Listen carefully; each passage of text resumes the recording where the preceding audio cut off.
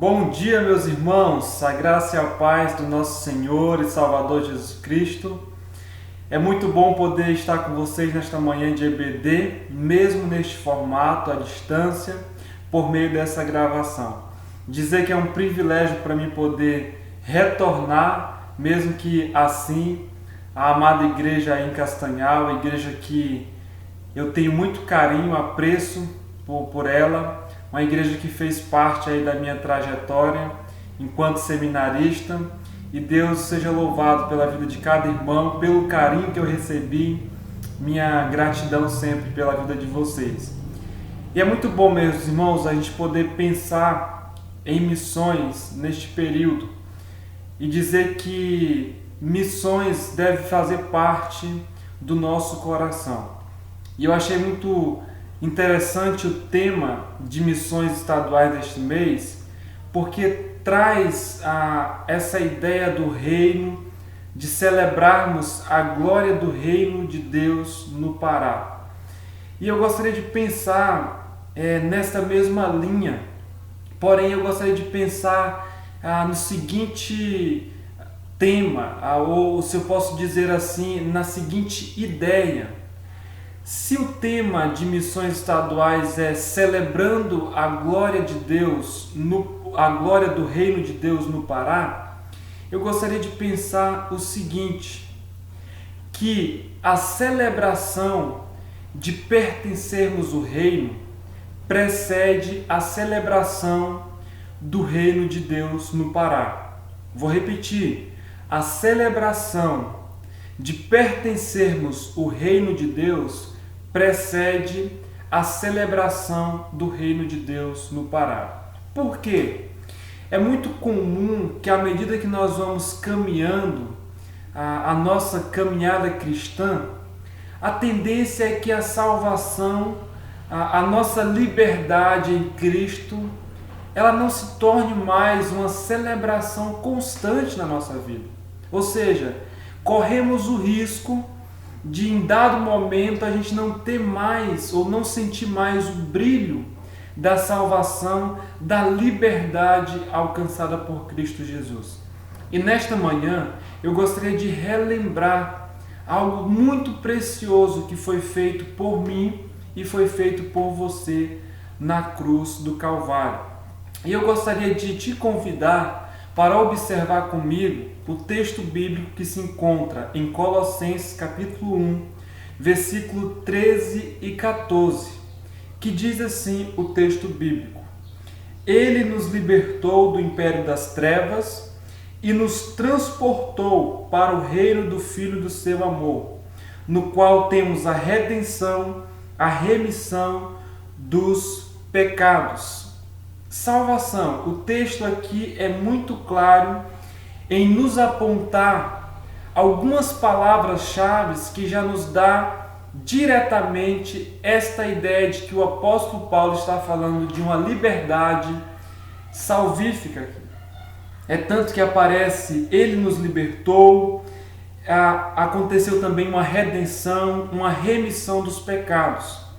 Mas é interessante observarmos calmamente esse texto da seguinte maneira: por que ele começa, ele nos libertou? É uma pergunta interessante porque a primeira palavra que aparece aqui é ele nos libertou. E a prerrogativa aqui é que ele nos libertou de algo. E o próprio texto vai nos dizer que ele nos libertou de um império das trevas. Ou seja, aqui está, meus irmãos, o primeiro ponto que nós devemos observar e que devemos celebrar é a nossa libertação. Ou seja, o texto bíblico nos aponta e nos afirma que tanto eu como você vivíamos presos, ou seja, nós pertencíamos ao império, e o texto vai se encarregar de dizer, dar a descrição desse império, império de trevas, e sabemos muito bem que esse império de trevas aqui é um império dominado por Satanás. E o texto vai dizer que ele quem o próprio Deus, por intermédio de Cristo Jesus, nos libertou desse império das trevas. Ou seja, ele invadiu, ou seja, no sentido de derrotar as trevas, já que Jesus é comparado como luz nos evangelhos, ele invadiu o império das trevas e nos libertou.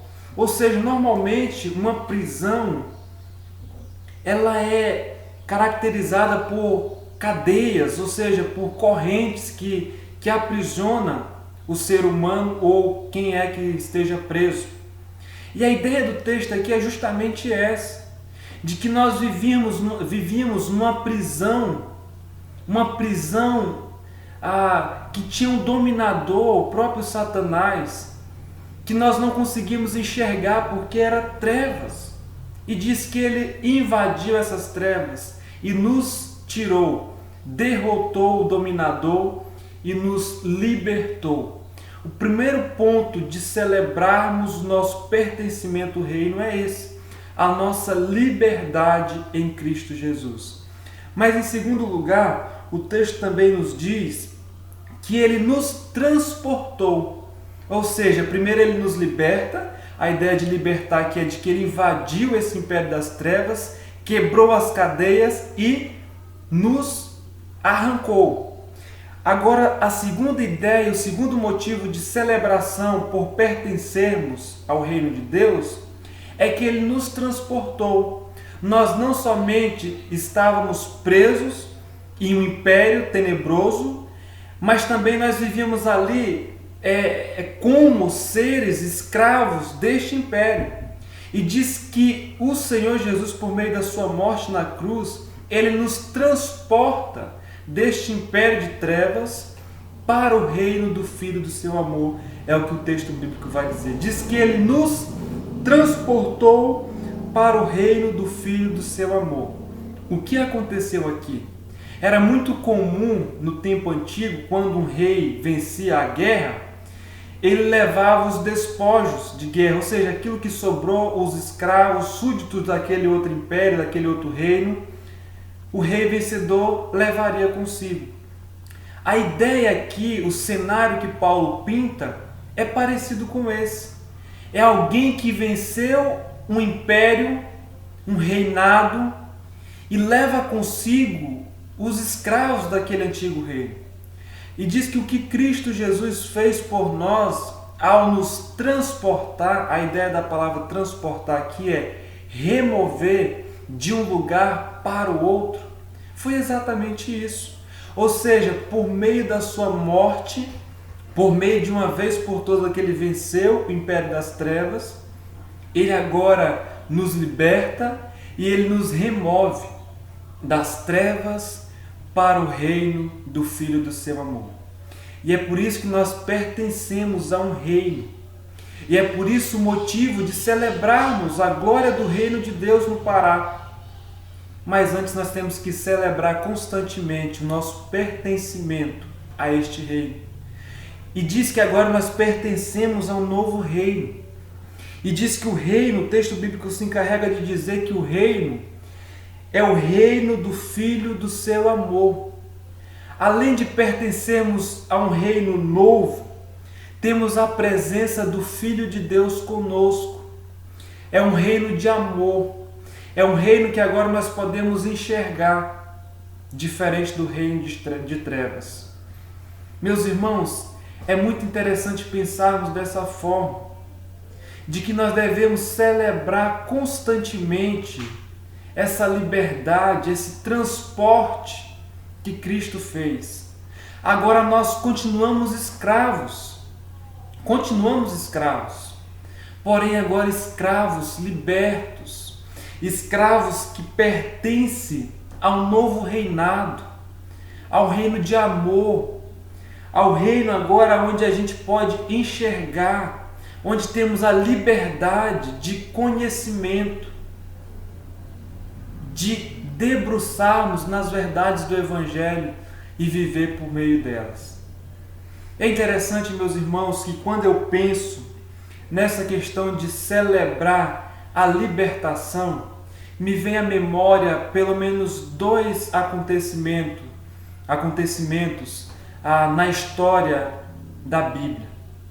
Se voltarmos ao Antigo Testamento e nos lembrarmos do povo de Deus, o povo de Israel, que passou longos anos no Egito, sendo escravizados por um tirano faraó, mas diz que quando Deus decide usar a vida de Moisés para libertar o seu povo, o povo que ele havia escolhido, diz que o povo, ao serem libertos daquele cativeiro ali, daqueles anos de prisão, de sofrimento, de escravidão, diz que o povo, eles, ao saírem dali, eles fazem uma grande celebração, que conhecemos hoje como a celebração da Páscoa. Eles sentam, eles comem e eles celebram a plenos pulmões a liberdade que eles tiveram de anos de escravidão no Egito. Eles celebraram porque foram anos de sofrimento, de prisão. Havia motivo suficiente para eles comerem e agradecerem ao Senhor pela liberdade que tiveram. Um outro momento que talvez para mim é mais marcante na história das Escrituras é quando o povo é levado cativo para a Babilônia. E durante 70 anos também eles são escravizados em uma terra distante da sua. Eles sofrem sob o domínio de um rei, tirano também, semelhante a Faraó. Mas diz que depois de 70 anos o povo já havia perdido as esperanças de que o Senhor os tiraria dali. Mas de repente o Senhor faz isso, o Senhor move o coração de um rei e o Senhor os traz de volta para a sua terra. Mas é interessante que quando lemos o Salmo 126, salmo esse escrito por alguém que presenciou, ou pelo menos tem relatos acurados, desse retorno do povo do cativeiro babilônico. E o Salmo 126 é uma expressão de celebração do povo ao serem libertos do cativeiro babilônico. É tanto que o Salmo 126 ele diz o seguinte: o povo ficou como quem sonha quando o Senhor os tirou do cativeiro babilônico. Ou seja, eles ficaram sem acreditar que eles estavam sendo libertos daquele cativeiro. Não somente isso, diz que a boca do povo se encheu de risos. E diz que as outras nações conseguiam enxergar o que o Senhor havia feito em favor do povo que ele amou e amava. E é muito interessante, meus irmãos, porque o povo celebrou a libertação do cativeiro babilônico. Eles celebraram aquilo que o Senhor havia feito na vida deles. São dois momentos notáveis que ficaram marcados na história bíblica. E é interessante que a libertação, o resgate nosso, descrito aqui em Colossenses, no texto que lemos, é superior a esses dois relatos. Esses dois relatos me parecem mais físico, uma libertação mais física, apesar de ter sido espiritual também. Porém, o relato aqui ele é totalmente espiritual. A liberdade que nos foi alcançada por meio de Cristo foi uma liberdade espiritual. Estávamos presos em uma densas nuvens escuras de trevas, sem poder enxergar, sem total contato ao conhecimento, as verdades mais preciosas que podemos ter, que as Escrituras. Hoje nós temos a liberdade de conhecer e de viver por meio delas. Agora, meus irmãos, é interessante também que a palavra aqui transportou, ela está no tempo auristo do verbo grego, e a ideia é o seguinte, que esse transporte, ele foi feito definitivamente. Ou seja, logo uma pessoa que foi tirada das trevas para a luz, ela foi tirada de uma vez por todas. Não tem retorno, não tem como mais ela retornar para as trevas. Uma vez que Deus derrotou o domínio das trevas e removeu esse indivíduo das trevas para a luz, não tem mais retorno. Isso aqui é um motivo para celebrar a plenos pulmões. Que maravilha é poder pertencer a um reino e saber que nós não temos mais acesso às trevas. Isso implica em conhecimento. Isso implica que agora nós podemos viver reconhecendo a realidade em nossa volta, fazendo uma leitura sábia daquilo que acontece. Aquilo que não fazia mais sentido para a gente anteriormente, enquanto nas trevas, agora faz totalmente sentido. Por que pregar o Evangelho? Por que anunciar a Cristo? Porque essa liberdade em Cristo ela é preciosa. Isso faz sentido para mim. Por isso que eu tendo em dizer que a celebração do reino, da glória do reino de Deus no Pará, ela é muito importante, mas a gente celebrar o nosso pertencimento a esse reino é o princípio, é o início de missões. Meus irmãos, por que eu digo isso? Porque se as pessoas não verem na nossa vida a alegria de pertencermos a Cristo, dificilmente o Evangelho vai fazer efeito na vida dessas pessoas. Diz que a nação de Israel, ao ser liberta do cativeiro babilônico, diz que foi um testemunho para as demais nações. Diz que as nações viam o que o Senhor havia feito pelo povo de Israel. A vida deles, a alegria, por si só, foi um testemunho para as demais nações. A nossa liberdade em Cristo, a nossa devoção, a nossa celebração diária, o entusiasmo pelo qual nós falamos dessa liberdade que nos foi alcançada, deve causar constrangimento nas outras pessoas. Agora deixa eu terminar o texto bíblico e assim finalizar a nossa reflexão. O texto continua dizendo o seguinte, no qual temos redenção, a remissão dos pecados. Seria interessante se nós tivéssemos sido libertos, tivéssemos sido removidos de um império de trevas para um novo reino. Mas é interessante que o texto bíblico ele deixa essa celebração, ou pelo menos para mim isso fica visível, mais gostosa, podemos assim dizer, porque ainda coloca mais duas ações de Cristo Jesus.